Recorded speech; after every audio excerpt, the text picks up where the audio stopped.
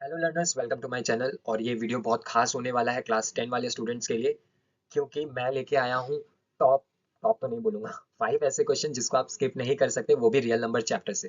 ठीक है, real number chapter students को बहुत बोरिंग चैप्टर लगता है, और ये है भी ऐसा। ठीक है, हमारे टाइम में भी हमको ये थोड़ा बोरिंग चैप्टर ही लगता था, लेकिन ये चैप्टर इंपॉर्टेंट है, स्कोरिंग भी है। ठीक है, इजी क्वेश्चंस आते हैं, लेकिन दिक्कत क्या होती है, स्टूडेंट्स कहाँ हार मान देते, क्योंकि इसको इंपॉर्टेंस नहीं देते, तो वो इसके क्वेश्चंस सॉल्व नहीं कर पाते एग्जाम के टाइम में। ठीक है, और अगर कर भी पाते हैं तो बहुत ज्यादा टाइम इसमें दे देते हैं कि बाकी के क्वेश्चंस छूट जाते हैं। तो इसलिए मैं ऐसे 5 क्वेश्चंस लाया हूँ। इंपॉर्टेंट नहीं बोलूंगा कि यही आने वाले हैं, लेकिन ये ऐसे 5 क्वेश्चंस हैं जिससे आपको चैप्टर का एक ओवरव्यू मिलेगा, आपका थोड़ा इंटरेस्ट आएगा ये चैप्टर करने पे। और क्या है, आपका जो अप्रोच है वो थोड़ा सा इंप्रूव होगा, जिससे एग्जाम में आप क्या कर पाओगे, ऐसे क्वेश्चंस जो आएंगे उसको आप यूं सॉल्व कर पाओगे। समझ में आया?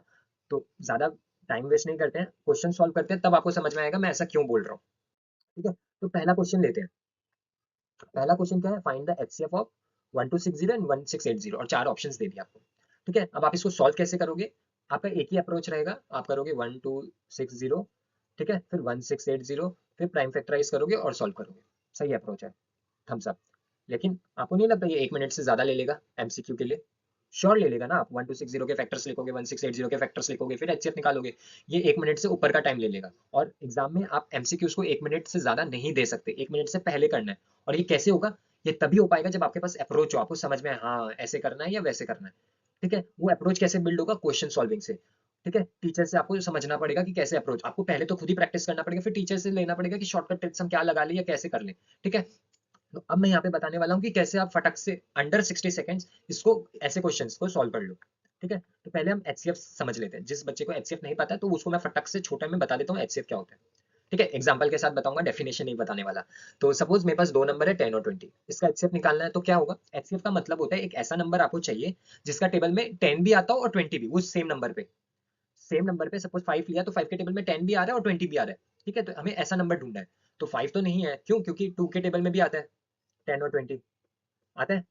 3 के टेबल में आएगा नहीं, 4 के टेबल में 20 आएगा लेकिन 10 नहीं आएगा, लेकिन 5 के टेबल में 10 और 20 दोनों आता है। 6 7 8 में नहीं आएगा, 9 में नहीं आएगा, 10 के टेबल में आएगा 10 और 20। और उसके ऊपर के अगर कोई भी टेबल ले लो आप, तो उसमें 10 तो कभी नहीं आएगा। 11 के टेबल में 10 तो कभी नहीं आएगा, 12 के टेबल में 10 तो कभी नहीं आएगा, तो उसके ऊपर के नंबर हम नहीं ले सकते। क्यों? क्योंकि उसके टेबल में 10 नहीं आएगा, और हमें ऐसा नंबर चाहिए दोनों आना चाहिए, 10 और 20। ठीक है, अब बात है कि ठीक है मेरे को 3 नंबर तो मिल गया, अब इसमें से एचसीएफ कौन सा है? तो वो समझने के लिए आपको सिर्फ एच का फुल फॉर्म जानना है।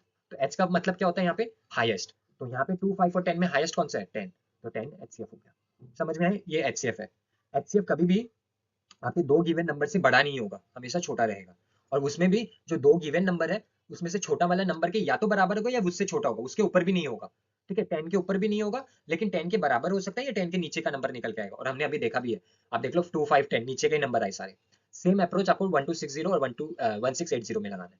तो अगर आप यहाँ पे देखो तो ऑप्शंस पहले चेक कर लो। तो ऑप्शंस में आप देखोगे 5040 जो है वो क्या है, 1260 से भी बड़ा है, 1680 से भी बड़ा है, तो ये तो हमारा पहले ही निकल गया। अब बच्चा तीन। अब तीन में से कौन सा होगा वो सोचना है। तो अगर अभी आप देखो ना, तीनों के लास्ट डिजिट में 000 है, और यहाँ पे भी 00 है, तो मतलब हो सकता है ये कंप्लीटली डिवाइड कर जाए। तो अब आप क्या करो, आप क्योंकि पैटर्न मिलते लग रहे हैं ना, आपको लग रहा है ऐसे देख के कि हो सकता है, तो आप क्या करो, पहले बड़े नंबर से स्टार्ट करो। ठीक है, सपोज फॉर एग्जाम्पल अगर आप छोटे से करते हो, सपोज 210 से आपने किया। ठीक है, 210 से क्या मान लेते हैं, 210 से डिवाइड हो गया, जैसे यहाँ पे हुआ था 2 पे 10 और 20 दोनों मिल गया। ठीक है, फिर आप बोला ठीक है एक बार 420 भी देख लेता हूँ क्योंकि लग रहा होगा। फिर आपने 420 से भी किया, तो जैसे मान लेते 5 यहाँ पे हमने जैसे किया, फिर आपने देखा यहाँ पे भी हो गया। फिर आप बोलेगे भाई दोनों में हो गया, हो सकता है 630 में भी हो जाए, 00 है कट गया ऐसा आ जाएगा, तो आप 630 से भी करोगे। ठीक है, फिर आप देखोगे ये भी हो गया। तो फिर प्रॉब्लम क्या होगी, प्रॉब्लम ये होगी कि आपने फालतू में 210 किया और 420 किया, टाइम वेस्ट हुआ। इसलिए अगर आपको एक पैटर्न नजर आ रहा है, आपको लग रहा है हाँ हो सकता है, तो हमेशा हाईएस्ट वाले नंबर से स्टार्ट करो। तो 210 420 और 630 में हाईएस्ट कौन सा है? 630। तो आप पहले फटाक से 630 से चेक कर लो। चेक कैसे करना है? पी बाई क्यू फॉर्म में बना के चेक करना है। तो जैसे 1260 लिखा, 1680, अब आप 630 लगाओ और डिवाइड कर लो फटाफट। ठीक है, तो आप यहाँ देखोगे 00 कैंसिल, 63 के टेबल में 126 आएगा, तो 3 के टेबल में 6 आता है, आप बोला हाँ आता है 2 से, तो 2 से यह चला जाएगा। ठीक है, कर लेना आप, मैंने शॉर्ट में बता दिया, 63 इंटू 2 करोगे 126 आएगा। लेकिन जब आप इसको कैंसिल आउट करोगे तो आप देखोगे 3 के टेबल में 8 तो नहीं आता, और अगर आता भी है तो वंस प्लेस में आता है। इसमें आता है 6, सॉरी 3 6 जा 18। ठीक है, तो मतलब एक बार हम 6 से ट्राई करके देख सकते हैं। तो 63 इंटू 6 करके हम देखेंगे क्या आता है या नहीं। 6 3 18, 6 6 36, तो बहुत बड़ा नंबर हो जा रहा है और उससे नीचे हमें नहीं मिलने वाला। ठीक है, तो बात खत्म होगी, मतलब ये दोनों डिवाइड नहीं होगा। ठीक है, तो मतलब ये तो आंसर नहीं है। दो ऑप्शन गए, अब बचा 210 और 420। अब आप 420 से करो। ठीक है, तो अभी हम 420 से करेंगे, सेम ऐसे आप लिख लो क्योंकि ये सब तो रफ में करना में। और यहाँ पे 1680 और यहाँ पे 420। पहले तो 0 0 काट लेते, इजी हो जाएगा। अब यहाँ पे लास्ट में 2 है और यहाँ पे है 6। 2 के टेबल में 6 आता है, आप बोलोगे हाँ 3 से आता है। ठीक है, तो आपको क्या करना है, 42 को 3 से मल्टीप्लाई कर लेना है। तो आया है, हाँ 126 आ गया। चलो ये 3 से हो गया। अब ये सेम चीज यहाँ पे चेक करनी है 1680 के साथ। 2 के टेबल में 8 आता है, आप बोलोगे हाँ आता है। कब आता है, 2 4 8। तब आप क्या करोगे, 8 के एक बार चेक कर लो। 42 × 8, 42 सॉरी 42 × 4, 4 से आता है ना, 2 4 8, सॉरी सॉरी। तो 4, तो आप 4 से करोगे तो 4 2 8, 4 4 16। तो आप देखोगे ये कंप्लीटली डिवाइड हो रहा है। हो रहा है, बस काम बन गया, मतलब यही आंसर है बस। ठीक है, अगर आप शॉर्ट से छोटे से स्टार्ट करते तो आप 210 करते, फिर 420 करते, फिर आपको डाउट रहता 630 तो नहीं है, क्योंकि अगर आप 420 में रुक जाते और ऐसा होता कि 630 भी डिवाइड हो जाता, आंसर तो रॉन्ग हो गया क्योंकि आपने 420 में लगा दिया। आपको लगा 210 और 420 में, तो 420 बड़ा लगा देता हूँ, पर क्या पता 630 भी हो रहा होगा। इसलिए क्या करना है, पहले एक ऑप्शन डिलीट करना है। अगर आपको पैटर्न नजर आ रहा है जैसे 0 0 था, फिर देखो तो डिवाइड भी हो रहा था, ऐसे लग रहा था कि आ जाएगा, क्योंकि क्वेश्चन देख के ऐसा ही क्वेश्चन मिलेगा कि देखते ही आपको समझ में आ जाए हाँ डिवाइड हो सकता है, एक आइडिया फॉर्म हो जाएगा माथे में। ठीक है, तो अगर आप छोटे से स्टार्ट करते तो आपको बहुत सॉल्व करना पड़ता, लेकिन आपने बड़े से स्टार्ट किया तो आपको दो ही बार सॉल्व करना पड़ा, पहले सी ऑप्शन फिर डी ऑप्शन, फिर बी ऑप्शन। और अगर आप छोटे से स्टार्ट करते तो ए बी सी तीनों करना पड़ता, तो थोड़ा टाइम ज्यादा लगता। समझ में आया? ये अभी मैंने बताया तो हो सकता है 3 4 मिनट लग गया ये चीज करने पे, लेकिन जब आप प्रैक्टिस करोगे, थोड़ा प्रैक्टिस ही करोगे ना, तभी आपको पैटर्न समझ में आ जाएगा। ठीक है, और ये क्वेश्चन अंडर 60 सेकेंड्स गारंटीड हो जाएगा, गारंटीड। ठीक है, बस आपको अप्रोच सही रखना पड़ेगा। समझ में आया ये क्वेश्चन? तो ये क्वेश्चन सॉल्विंग अप्रोच है, इसलिए मैंने बोला ये ऐसे 5 क्वेश्चन आप स्किप नहीं कर सकते, एकदम इजी क्वेश्चन था। ठीक है, आप देखते तो आप भी डायरेक्ट सॉल्व करने लग जाते हैं, भाई ये क्या क्वेश्चन है, इसमें लगाओ प्राइम फैक्टराइजेशन सॉल्व करो। लेकिन नहीं, आपको करना वैसे नहीं है, वहां पे 2 मिनट जाएगा, लेकिन करना कैसे ये बताना था। समझ में आया आपको? अब बढ़ते हैं नेक्स्ट में, टाइम वेस्ट नहीं करते हैं। तो ये क्या है, नेक्स्ट क्वेश्चन क्या बोल रहा है आपको, which of this is the LCM of 720 and 900। अब एलसीएम का मतलब क्या होता है, फटाफट समझ लेते हैं। करोगे क्या अप्रोच, इसमें भी आपका वही रहेगा कि प्राइम फैक्टराइजेशन करो, फिर लीस्ट कॉमन मल्टीपल्स ले लो, हाईएस्ट पावर वाला, फिर सॉल्व कर लो। ठीक है, अप्रोच वही रहेगा, लेकिन आपको यहाँ पे भी ये चीज नहीं करना है। क्यों? क्योंकि अभी हमने पहले वाले में देखा ना शॉर्टकट मेथड, यहाँ पे भी अप्लाई करेंगे, क्यों नहीं लगेगा। ठीक है, ट्राई करके देखते हैं। तो कर लेना क्या है आपको, 720 और 900 है। पहले मैं एलसीएम समझा देता हूँ जिसको एलसीएम में डाउट है। सपोज आपके पास 10 और 20, फिर से वो दो नंबर लेता हूँ 10 और 20। ठीक है, इजी हो जाता है। अब आपको ऐसा नंबर ढूंढना है वो 10 का टेबल में भी आता हो और 20 का टेबल में भी आता हो। अगर आप टेबल लिखोगे तो क्या होगा, 21 फिर 40 फिर 60 फिर 80। ठीक है, सेम चीज 10 का टेबल के साथ अगर आप करोगे, 10 1 10 10 2 20, फिर 10 3 30। तो ऐसा नंबर आपको ढूंढना है जो 10 का टेबल में भी आए और 20 का टेबल में भी आए। समझ में आया ये चीज आपको? ठीक है, लास्ट वाले में हम फैक्टर्स निकाल रहे थे, ऐसा नंबर ढूंढना था हमें जो जिसके टेबल में उस टाइम उस नंबर के टेबल में आ रहा था। अब क्या होगा, ये जो नंबर है इन दोनों का टेबल में आना चाहिए।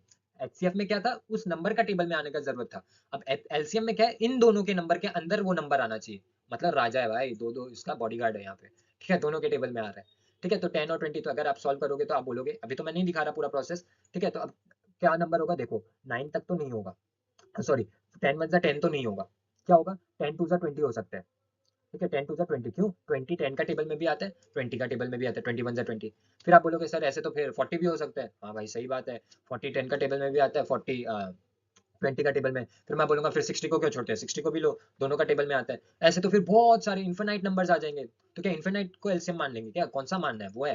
तो इसमें भी यही करना है, एल का पहले आप फुल फॉर्म बताओ क्या है, लीस्ट कॉमन मल्टीपल। एल मतलब लीस्ट, छोटा।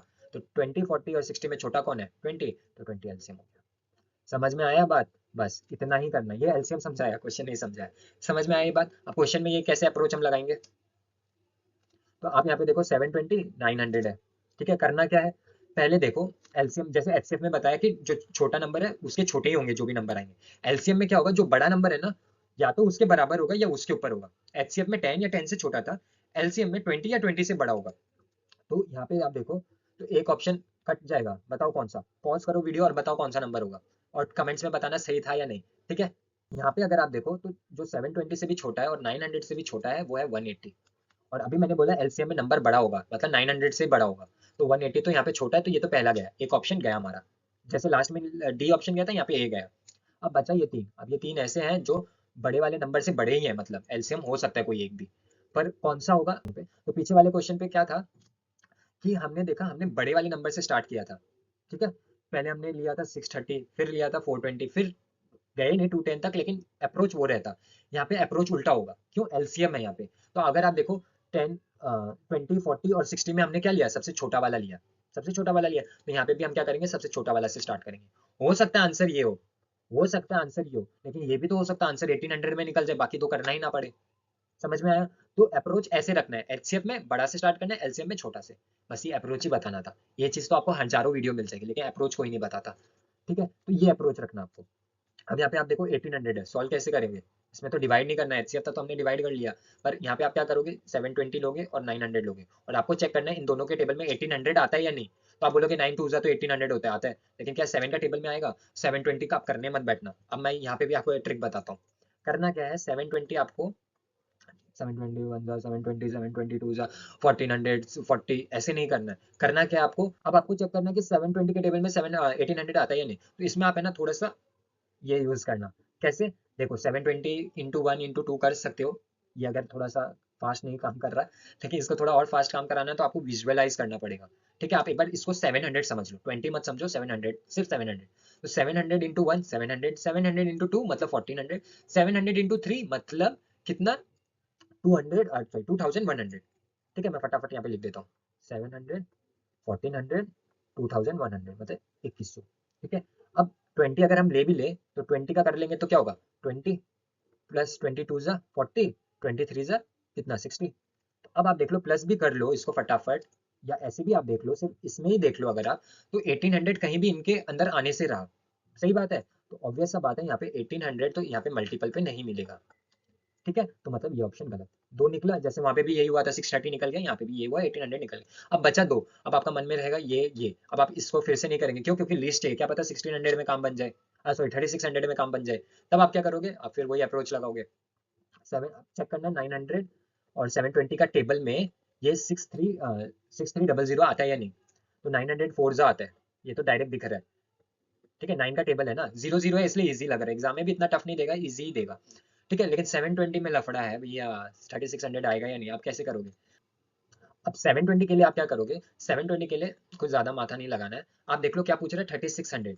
अभी मैंने आपको टेबल लिख के दिखाया, 700 राउंड ऑफ कर लो तो 700, 1400, फिर 2100, फिर 28 और फिर 35। अब आप देख लो 36 और 35 बहुत नियर है, 100 का गैप है, और हमने तो राउंड ऑफ लिया था 700, 20 भी तो था। तो अगर आप करोगे तो आप देखोगे कि एक +20, +40, फिर 60, फिर 80 और फिर 100। तो पहले ये 3500 था, ऊपर से इसको 20 जो हमने छोड़ दिया था उसका 100 मिल गया इसको, तो हो गया ना 3600, मतलब आता है 5 से। आप करके देख लेना, मिल जाएगा। तो मतलब बात खत्म, यहीं पे दोनों का टेबल में आ रहा है 3600, 720 का टेबल में भी 3600 आ रहा है, 900 का टेबल में भी 3600 आ रहा है, तो ये एलसीएम हो गया। समझ में आया आपको कैसे अप्रोच करना है। अगर आप 6480 से स्टार्ट करते या कोई बड़ा नंबर रैंडमली कोई पकड़ के करते, हो सकता है आप रैंडम अगर सोच रखो, लेकिन रिस्क नहीं ले सकते ना, हो सकता है 180 में निकल जाता, 180 तो नहीं होता सॉरी, 1800 में निकल जाता, हो सकता था। तो आपको जब एलसीएम हो तो छोटे से अप्रोच करना है, एचसीएम हो तो बड़े से। क्लियर है, अप्रोच की बात हो रही है। आता तो ये सब आपको है, मेरे को पता है, लेकिन अप्रोच क्या है वो जानना जरूरी है। अब आ गया आपका दूसरा क्वेश्चन। दूसरा क्वेश्चन यहाँ पे क्या बोल रहा है, आप ये देखो, ये असर्शन रीजन वाला है। असर्शन मतलब एक स्टेटमेंट बोल दिया, कुछ भी रैंडम, मैंने बोल दिया कल ट्यूसडे है। ठीक है, मैंने ऐसे बोल दिया ये कल ट्यूसडे है। ठीक है, ये असर्शन था, एक स्टेटमेंट। ठीक है, फिर रीजन मैंने क्या दिया, मैंने रीजन ये दिया क्योंकि आज मंडे है तो कल ट्यूसडे होगा। ठीक है, ये मेरा रीजन था। लेकिन ऐसा भी तो हो सकता, अब एक्चुअल में आज संडे है, ठीक है, एक्चुअल में आज संडे और कल मंडे होगा, तो मेरा दोनों ही स्टेटमेंट गलत हो गया। क्यों, क्योंकि मैंने रीजन दिया था आज मंडे है, जबकि आज तो संडे है, तो पहला रीजन मेरा गलत। फिर मैंने बोला था एसर्शन में कि कल ट्यूसडे है, कल ट्यूसडे कहाँ से होगा, आज संडे है तो कल मंडे होगा, तो मेरा एसर्शन भी गलत। तो एसर्शन हो गया जो मैंने स्टेटमेंट बोला, रीजन हो गया मैंने उसको क्यों बोला, मैंने इसलिए बोला क्योंकि मेरे को लगा आज मंडे है तो कल ट्यूसडे होगा। ठीक है, ये एसर्शन और रीजन है। ठीक है, अब हमारा क्वेश्चन क्या बोलते हैं वो देखते हैं। ठीक है, अब यहाँ पे आप देखो एसर्शन में बोला है product of HCF and LCM of three number is equal to product of those three number. मतलब एचसीएफ ऑफ थ्री नंबर, मान लेते हैं एक नंबर ए है, एक बी है और एक सी, इसका अगर आप प्रोडक्ट करो मतलब मल्टीप्लाई करो, ठीक है, अगर इस तीनों नंबर को अगर आप मल्टीप्लाई करो तो इसका आंसर क्या होगा, एचसीएफ, ये तीन नंबर का एक एचसीएफ निकलेगा, मान लेते 10, एक दूसरा नंबर का एलसीएम निकला 20, 10 यहाँ निकला, 20 यहाँ निकला। इन दोनों को मल्टीप्लाई करने से जो आंसर आ रहा है ना, वही सेम आंसर इन तीन नंबर, जो तीन नंबर हमें दिए गए थे एबीसी, इन तीनों को मल्टीप्लाई करने से सेम आएगा। ये असर्शन है, फैक्ट नहीं है, ये सच नहीं है, ये सिर्फ बोल दिया है सीबीएसई वालों ने, ये क्वेश्चन पेपर में बोल दिया आपको। भाई एचसीएफ और एलसीएम तीन नंबर का अगर मल्टीप्लाई कर दो तो वो तीन नंबर का प्रोडक्ट के बराबर होता है, जो गिवन तीन नंबर है, ये ऐसे बोल दिया। ठीक है, क्यों बोला उन्होंने, उन्होंने वो भी बताया कि हमने ऐसा क्यों बोला, ऐसे हवा में नहीं बोला। वो बोल रहे हैं हमारे पास रीजन है। क्या रीजन है? वो बोल रहे हैं HCF of LCM of two number is equal to product of, जो कि हमारे एनसीईआरटी बुक में लिखा है। ठीक है, एनसीईआरटी बुक आपने अगर खोली है, रियल नंबर चैप्टर्स पढ़ा है, तो आपने ये जरूर देखा होगा। क्या बोलता है? HCF of two numbers into LCM of the same two numbers is equal to product of that two number, जो दो दो नंबर है। ये तो रीजन है, और ये रीजन के फैक्ट है, ये तो बोला गया है, बुक में लिखा गया है कि एचसीएफ और इनटू एलसीएम कर दोगे वो दो नंबर का, जो अभी दो नंबर गिवन है, वो अगर आप गिवन नंबर को मल्टीप्लाई कर दोगे तो सेम होगा। ये बात एनसीईआरटी में है। ठीक है, हमने बोला ओके, लेकिन ऐसा कहाँ लिखा है कि अगर तीन नंबर के लिए भी सेम है? ये तो एनसीईआरटी बुक में नहीं लिखा है। तो आप क्या बोलोगे? क्योंकि अभी हम 10 तक की फॉलो करें, हमने थ्री नंबर्स तक किया ही नहीं। एनसीईआरटी में रियल नंबर्स में थ्री नंबर्स की कोई बात नहीं है। ठीक है, तो क्या ऑप्शन ए होगा, बोथ करेक्ट? ठीक है, एक तो करेक्ट है, रीजन तो करेक्ट है, क्यों? क्योंकि हमने एनसीईआरटी में पढ़ा है। लेकिन ये ऊपर वाला तो हमने कहीं नहीं पढ़ा कि HCF of three number is equal to product of those three number. ठीक है, तो बोथ करेक्ट ये तो मैं नहीं बोल सकता, कैंसिल। स्टेटमेंट पढ़ना है, मैंने ये समझाया आपको, इसलिए टाइम कंज्यूमिंग है।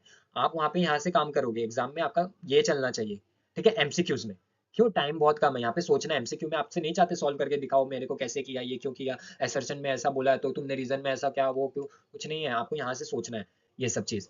B both correct, R is not explanation, मतलब आर जो रीजन जो दिया हुआ है वो गलत है। एक्सप्लेनेशन नॉट एक्सप्लेनेशन मतलब गलत एक्सप्लेनेशन है, ये तो यही फॉल्स हो जाता है। क्यों? क्योंकि एक्सप्लेनेशन तो सही है, ये तो एनसीईआरटी में हमने पढ़ा है। ठीक है, फिर A is false R is true, या बोथ फॉल्स। बोथ फॉल्स भी नहीं है, क्यों? क्योंकि रीजन करेक्ट है, बचा कौन सा? A is false and R is true.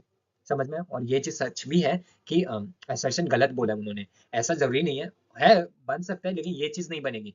उसका कुछ और बनेगा, कि हो सकता है प्रोडक्ट ना होके एडिशन सब्ट्रैक्शन कुछ ऐसा अलग बन सकता है। लेकिन ये स्टेटमेंट ट्रू नहीं है कि क्योंकि दो का एचसीएफ और एलसीएम, दो नंबर का अगर आप निकाल के मल्टीप्लाई करो तो वो दो नंबर के बराबर होता है। ये जरूरी नहीं है तीन नंबर के साथ भी फॉलो करेगा, फोर चार नंबर के साथ भी फॉलो करेगा। ठीक है, तो इसलिए ऐसे आपको इसको सॉल्व करना है। तो इसलिए option A is false. True, true तो ऐसे ही नहीं है, क्यों? क्योंकि बोथ तो करेक्ट था ही नहीं। क्यों क्यों करेक्ट नहीं था? क्योंकि थ्री नंबर्स के साथ ये अप्लाई नहीं होता है, दो नंबर के साथ हुआ है। क्योंकि अब ये चीज है ना, आपको कैसे पता चलेगा? अगर आपने ये चीज समझाओ, अगर आपने रीजन अच्छे से समझा स्कूल में या अपने कोचिंग में, ट्यूशन में, कहीं पे भी, तो आप ऑप्शन ए को पहले इग्नोर कर दोगे। क्यों? क्योंकि करेक्ट नहीं है। आपको जब पढ़ाएंगे ना तभी ये बता देंगे कि तीन नंबर के लिए ये जो प्रॉपर्टी है ये अप्लाई नहीं करेगी। समझ में आया रीजन वाला पार्ट? सॉल्व करना है मतलब सोच के सॉल्व करना है, बताने का मतलब यही है। मैं सॉल्व कर करके दिखा रहा हूँ, पर मैं चाहता हूँ आप सोचो वैसा कि सॉल्व कैसे होगा। तो कॉन्सेप्ट पढ़ोगे तब समझ में आएगा, ऐसे हम नहीं बोल सकते। ठीक है, अब आ गया हमारा सबसे फालतू question, prove that root 7 is irrational. हाँ, लेकिन बहुत बच्चे को अच्छा भी लगेगा। क्यों? क्योंकि इसका कुछ एक स्टेटमेंट है, वो अगर आप याद रख लो ना, ऐसा कोई भी क्वेश्चन आ जाए ना, फट करके सॉल्व करते हैं। रूट 3, रूट 2, रूट 5, रूट 7, ये सबका है ना एक ही प्रोसेस है। हाँ, तो बहुत बच्चे को ये अच्छा भी लगेगा। क्यों? क्यों किस लिए अच्छा लगेगा? क्यों? क्योंकि इसका स्टेट दो तीन बार सॉल्व करोगे ना, आपको वो याद हो जाता है माथे में, हाँ भाई इसको ऐसे सॉल्व करना है। और फिर बच्चे उसको सॉल्व करके 2 से 3 मार्क आराम से लेके आ जाते हैं। ठीक है, तो यहाँ पे बोला रूट 7 इरेशनल है, ये प्रूव करो। तो हम पहले एज्यूम क्या करेंगे कि रूट 7 रैशनल है। ठीक है, ये इसका फंडा है। तो सपोज रूट 7 इज रैशनल, ये हमने मान लिया रैशनल नंबर। अगर रैशनल नंबर है तो हम बोल सकते हैं पी बाई क्यू में, हमें पता है रैशनल नंबर वो नंबर लेते हैं जिसको हम पी बाई क्यू फॉर्म में लिख सकते हैं। तो root 7 is rational number, so root 7 can be written is equal to P by Q. Can be written मतलब is equal to P by Q, where P and Q are integers. ठीक है, और integers भी है and in their simplest form.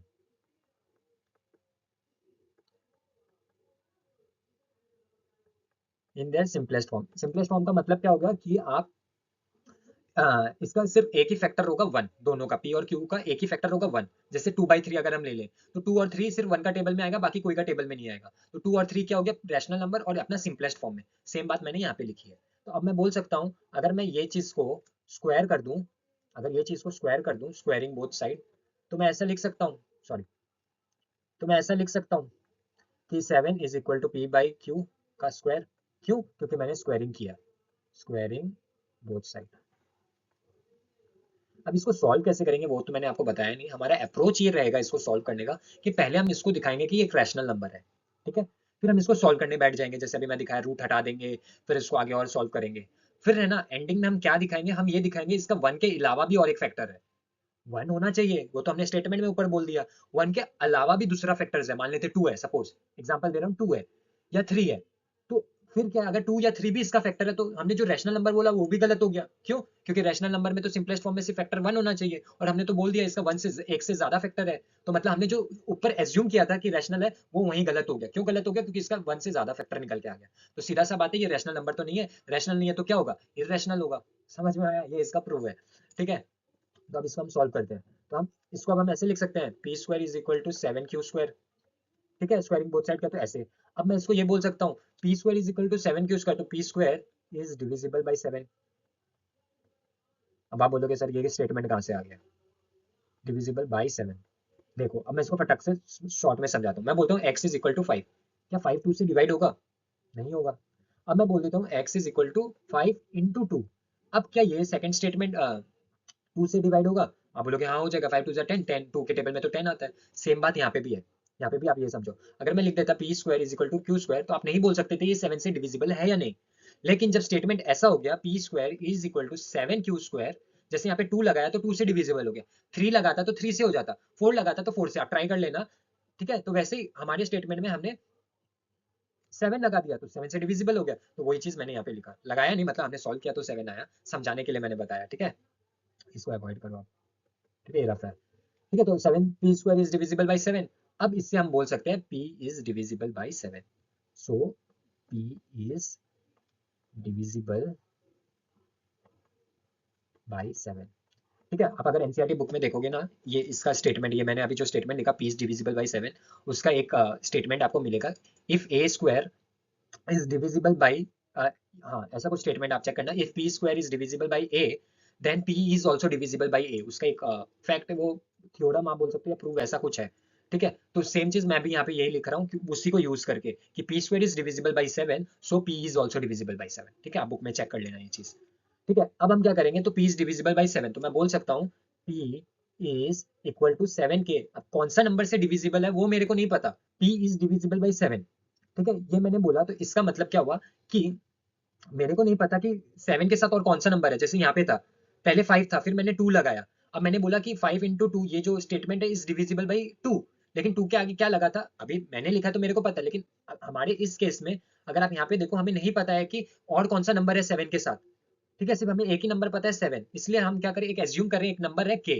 ठीक है, के constant है, वेयर के इज इक्वल टू कांस्टेंट, एक कांस्टेंट नंबर है, हम एज्यूम करके चल रहे हैं। समझ में आया आपको? एक नंबर है, मेरे को नहीं पता, तो seven is equal to, sorry P is equal to seven K, P is equal to seven K, इसको हम बोल देते हैं, ये हम इसको लिख देते हैं स्टेटमेंट वन, ये जो हमारा ऊपर वाला था इसको स्टेटमेंट वन बोल देते हैं। तो स्टेटमेंट टू क्या हो जाएगा फिर, अब ये जो निकले, therefore p is equal to seven k let. अब मैं ये बोल सकता हूँ क्योंकि p square is equal to seven Q square, ये इसको हमने वन लिया, तो p is equal to seven k, अब ये मैं यहाँ पे पुट कर सकता हूँ, पुटिंग इन वन, ठीक है, इक्वेशन वन। तो अब पुटिंग इन इक्वेशन वन, थोड़ी हैंडराइटिंग खराब है, ठीक है, एडजस्ट करना आप लोग, इसलिए मैं थोड़ा ज़्यादा बोल रहा हूँ कि आपको समझ में आए, क्योंकि लिखा हुआ तो मेरे को खुद को समझ में नहीं आ रहा, ठीक है। तो पुटिंग इन इक्वेशन वन, तो क्या हो जाएगा, p स्क्वायर की जगह आ जाएगा सेवन के का होल स्क्वायर, और यहाँ पे क्या आ जाएगा, सेवन क्यू स्क्वायर, ठीक है। अब ये भी स्क्वायर, ये भी स्क्वायर, अब सेवन को अगर आप इसको खोलोगे, क्योंकि ये होल स्क्वायर है और ये इसमें सिर्फ क्यू स्क्वायर है, राइट साइड में आपका सिर्फ क्यू के ऊपर स्क्वायर है, लेकिन सेवन के होल लिया था ना, p is equal to seven k, तो वो होल स्क्वायर है, तो ये क्या हो जाएगा आपका, 49 के square is equal to seven Q square. समझ में आया आपको ये चीज? ठीक है, मैं ऊपर का इरेज कर रहा हूँ मैंने, ठीक है। अब मैं फिर से यहाँ पे करता हूँ, तो इसको मैंने क्या लिखा, 49 के square is equal to seven Q square. अब इसको अगर हम सॉल्व करने जाएं, तो Q square is equal to 49 के square by seven square, seven seven ही रहेगा, ठीक है। अब इसको सॉल्व करोगे तो आंसर क्या आएगा, सेवन के स्क्वायर। तो Q square is equal to क्या आया, सेवन के स्क्वायर। तो जैसे यहाँ पे आया था p square is equal to seven Q square, same आप देखो क्यू स्क्वायर के लिए भी ऐसा एक स्टेटमेंट बना, क्या स्टेटमेंट बना, क्यू स्क्वायर, इसको अगर मैं यहाँ पे साइड में बता रहा हूँ, मैंने तो एक लाइन में लिख दिया, q square is equal to seven k square. ये आपको ब्रैकेट वाला लिखना नहीं है, समझाने के लिए, ठीक है। ये स्टेटमेंट आया जैसे यहाँ पे आया था, ये देखो आप, इस वाले लाइन पे जैसे आया वहाँ पे ऐसा आ रहा है। तो अब मैं बोल सकता हूँ कि Q square is divisible by 7। सही है ना, यहाँ पे जैसे हमने लिखा था इस लाइन पे, तो वैसे ही मैं ये भी लिख सकता हूँ Q is divisible by 7। Q square तो क्यू इज डिविजिबल बाई 7। तो इससे क्या हो गया, एक प्रॉब्लम आ गया। एक तो ये स्टेटमेंट में हमने बोला था, क्या बोला था कि P इज डिविजिबल बाई 7। अब और एक स्टेटमेंट निकल के आ गया कि Q इज डिविजिबल बाई 7। और हमने स्टार्टिंग में क्या एज्यूम किया था कि P और Q का एक ही फैक्टर है 1, 1 के अलावा वो कोई से डिवाइड नहीं होगा, लेकिन वो 7 से डिवाइड हो रहा है। तो ये क्या हुआ, हमारा एजम्पशन जो था वो गलत प्रूव हो गया। समझ में आया, थोड़ा हौच पौच हो गया। आप कहीं से अगर अच्छा आंसर मिले तो आप लिख लेना, मैंने सिर्फ समझाने के लिए बोला आपको कि both P and Q are divisible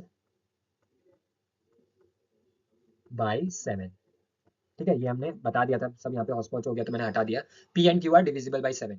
ठीक है, P and Q are divisible by 7। अब यहाँ पे क्या हुआ, कॉन्ट्राडिक्शन हो गया। क्या चीज का कॉन्ट्राडिक्ट हो गया, क्योंकि हमने पहले एज्यूम कर लिया था कि रैशनल नंबर्स जो हमने माना P बाई Q, उसका एक ही फैक्टर है 1, को प्राइम हमने लिखा था सिंपलेस्ट फॉर्म। लेकिन अभी अभी हमें एक और चीज पता चला कि 7 भी इसका फैक्टर है। ठीक है, तो ये तो गलत हो गया, क्यों, क्योंकि एक और फैक्टर निकल गया।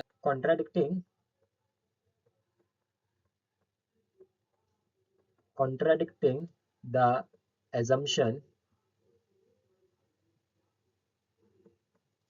that they have no common factor।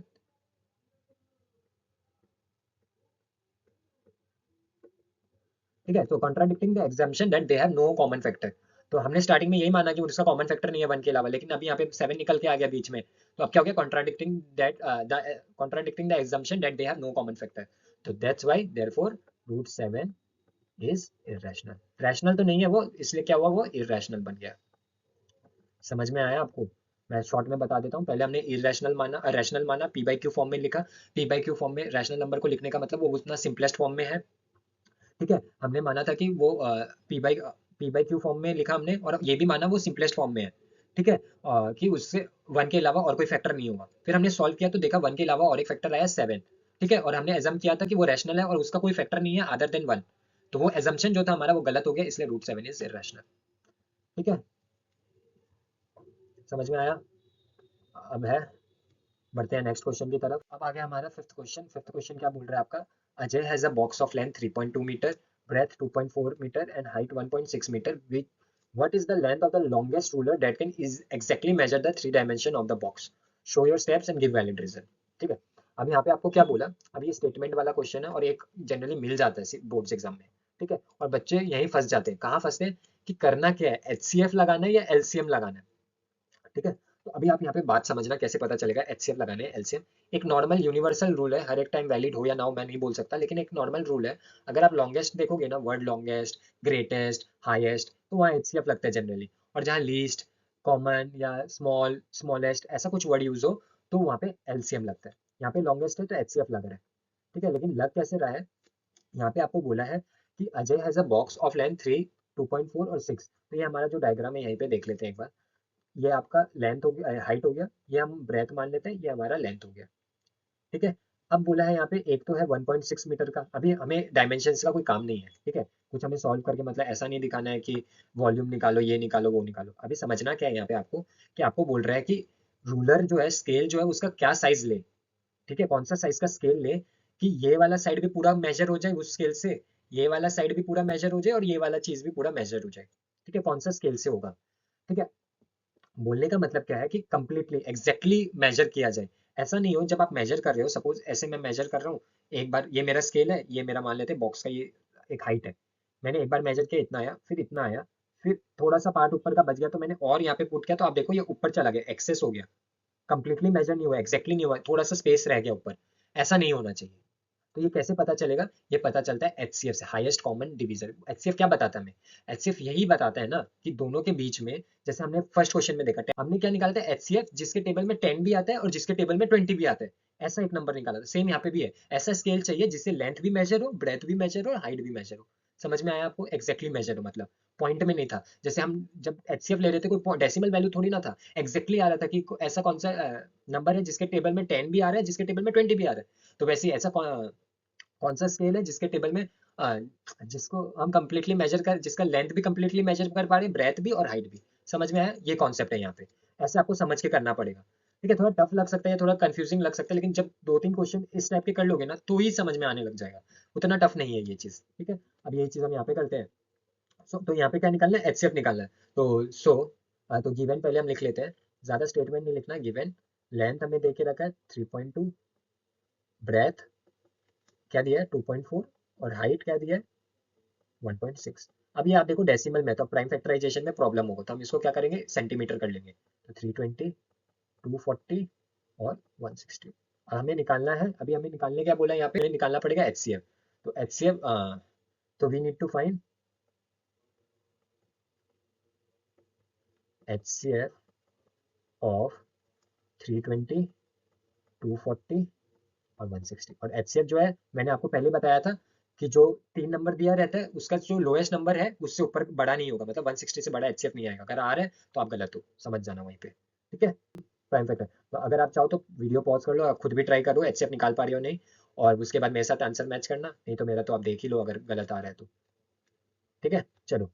तो 2 से स्टार्ट करते हैं, बहुत लंबा जाएगा ये, तो 2 से करना ही पड़ेगा। 2 से मैं थोड़ा इजी करने के लिए क्या कर रहा हूँ, 2 की जगह मैं 4 10 यूज कर रहा हूँ।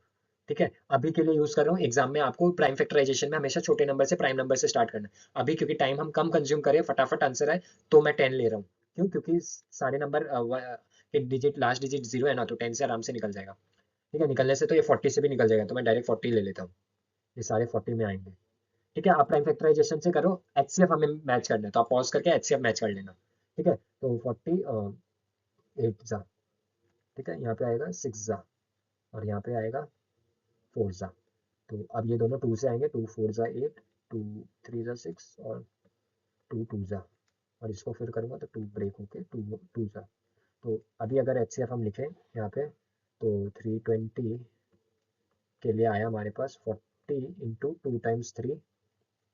फिर इसके लिए क्या आया, 240 के लिए 40 इंटू 2 इंटू 3, और 160 is equal to 40 into 2 times 2, 2 square. ठीक है, ये ऐसा नहीं होगा, आपको प्राइम फैक्टर 2 का पावर 6, 2 का पावर 4 ऐसा करके कुछ आएगा आप लोग के। ठीक है, अब यहाँ पे एचसीएफ हाईएस्ट कॉमन फैक्टर निकालने के लिए क्या करना पड़ता है, हमें कॉमन नंबर्स लेना है with lowest power. Common number लेना है विथ लोएस्ट पावर। ठीक है, तो आप देखोगे 40 तीनों में कॉमन है और पावर लोएस्ट ही है 1। ठीक है, तो यहाँ पे हम 40 ले लेंगे। ठीक है, एचसीएफ के लिए ये इक्वल टू नहीं आएगा हर एक जगह। ठीक है, ठीक है। अब दूसरा कॉमन क्या है, 2 आप बोलोगे कॉमन आ रहा है। लोएस्ट पावर क्या है, एक तो हाईएस्ट पावर 3 है, फिर 2 है, लेकिन यहाँ पे 2 के ऊपर कोई पावर नहीं है, मतलब लोएस्ट पावर 1 है, तो इंटू 2। और 3 कॉमन है नहीं कोई में भी, तो हम छोड़ देंगे। तो ये हमारा एचसीएफ हो गया, 80 इज द एचसीएफ। समझ में आया आपको? 80 इज द एचसीएफ। आंसर नहीं आया अभी तक, एचसीएफ 80 आया है, मतलब we need to find this. अब मैं थोड़ा इरेज कर रहा हूँ, ठीक है, ये कैलकुलेशन वाला पार्ट, थोड़ा स्पेस कम है ना मेरे पास, तो ये कैलकुलेशन दिखाने के बाद लिखना आपको। ठीक है, सो द एचसीएफ ऑफ 320, 240 और 160 इज कितना आया, 80। ठीक है, ये सारे सेंटीमीटर्स में थे, तो ये एचसीएफ भी सेंटीमीटर में है। ठीक है, 80 सेंटीमीटर। अब लेकिन हमने, हमारा मेन क्वेश्चन में यूनिट क्या दिया हुआ है, 2.4, सॉरी मीटर्स में दिया हुआ है। तो यहाँ पे हम क्या लिखेंगे, which is equal to 0.8 metre. आ गया, बस अब आंसर फाइनल आ गया। अब आपको एक statement, therefore what is the length, so therefore length of the longest, ये आपको लिख लेना। ठीक है, ruler that exactly measure the 3 dimension is 0.8 metre. तो 0.8 मीटर क्या होगा, उस स्केल का लेंथ होगा। तो ये थे कुछ 5 क्वेश्चंस, मेरे को पता है ये कंप्लीट नहीं है। ठीक है, इसके अलावा भी बहुत क्वेश्चंस बनेंगे इस चैप्टर से, या मिल जाएंगे, है। तो अगर आपको अच्छा लगा ये क्लास करके, अगर लगा कुछ वैल्यू ऐड हुआ है, तो जरूर एक फीडबैक दीजिएगा मेरे को, हाँ कि अच्छा लगा या खराब लगा तो भी हो सकता है। ठीक है, तो आपका फीडबैक मेरे लिए इंपॉर्टेंट है, तो आप फीडबैक जरूर देना। और ऐसे अगर और सेशन चाहिए मैं लाऊंगा भी ऐसे, अगर इसके ऊपर अच्छा रिस्पॉन्स आया तो मैं ऐसे और भी छोटे छोटे टॉप 5 टॉप 3 क्वेश्चंस लेके आऊंगा। ऐसे में अभी लेंथ तो बहुत बहुत बड़ा हो रहा है, more than half an hour जा रही है 5 क्वेश्चन सॉल्व करने पे, लेकिन मैं आपको समझा के सॉल्व करवा रहा हूँ। क्यों? क्योंकि एग्जाम में जो समझेगा वो ही सॉल्व कर पाएगा, जो रट्टा मारेगा वो भी सॉल्व कर लेगा, नो डाउट वो भी कर पाएगा। लेकिन जब आप 11th और 12th में जंप करोगे और जब मैथ्स वहां करोगे, तो आप लिटरली मैं बोल रहा हूँ आप बहुत सफर करोगे। और उस टाइम आप शायद मेरे को याद भी कर सकते हो कि मैंने बोला था, और ये रियल इंसिडेंट्स के ऊपर बोल रहा हूँ। और ऐसे सेशन चाहिए, कोई स्पेसिफिक सेशन चाहिए तो आप जरूर कमेंट में मेरे को बताना, ठीक है? लेकिन मैं जरूर इसके बाद नेक्स्ट जो पॉलिनोमियल चैप्टर है उसके भी ट्राई करूंगा और लेके आऊँ, और इसी चैप्टर्स में अगर और भी चाहिए आपको अच्छे अच्छे, तो और मैं क्वेश्चंस उठा के लेके आऊंगा, ठीक है? तो जरूर कमेंट्स में बताना। होप मजा आया होगा। और ऐसे ही चैनल कंटेंट के लिए चैनल को जरूर सब्सक्राइब करके रखना, ठीक है? तो चलो बाय, मिलते हैं नेक्स्ट वीडियो में।